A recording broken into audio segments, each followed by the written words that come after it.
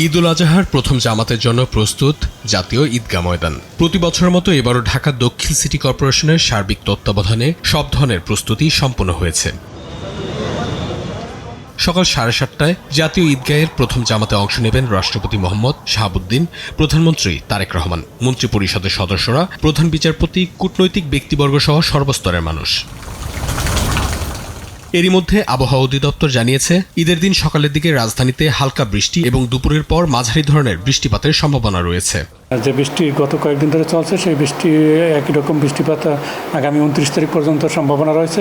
Specific ঈদের দিনের জন্য যদি আমি বলি, তাহলে দেশের বেশিরভাগ বিভাগগুলোতেই বৃষ্টিপাতের সম্ভাবনা রয়েছে। তবে দেশের খুলনা এবং চট্টগ্রাম বিভাগে বৃষ্টিপাত তুলনামূলক অন্যান্য বিভাগগুলোর চেয়ে তুলনামূলক কম বৃষ্টিপাতের সম্ভাবনা রয়েছে।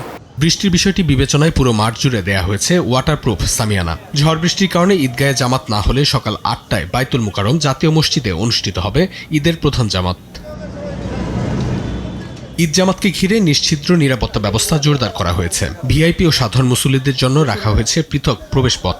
র্যাব জানায়, যে কোনো ধরনের অপ্রীতিকর পরিস্থিতি এড়াতে ঈদগাহ ময়দান ও আশেপাশের এলাকায় শক্ত অবস্থানে থাকবে আইন শৃঙ্খলা বাহিনী। প্রধান ঈদের জামাতের নিরাপত্তা রক্ষায় বিশেষ ব্যবস্থা গ্রহণ করা হয়েছে। গুরুত্বপূর্ণ স্থানে মোবাইল চেকপোস্ট স্থাপনের মাধ্যমে তল্লাশি কার্যক্রম পরিচালনা করা হচ্ছে এবং দেশব্যাপী বিভিন্ন জায়গায় অন্যান্য আইন শৃঙ্খলা রক্ষাকারী বাহিনীর সাথে সমন্বয় করে চেকপোস্ট স্থাপন করে তল্লাশির মাধ্যমে নিরাপত্তা ব্যবস্থা জোরদার করা হয়েছে। এবার জাতীয় ঈদগাহে প্রথম জামাতে মোট 121টি কাতারে প্রায় 35,000 মুসল্লি একসঙ্গে ঈদের নামাজ আদায় করবেন।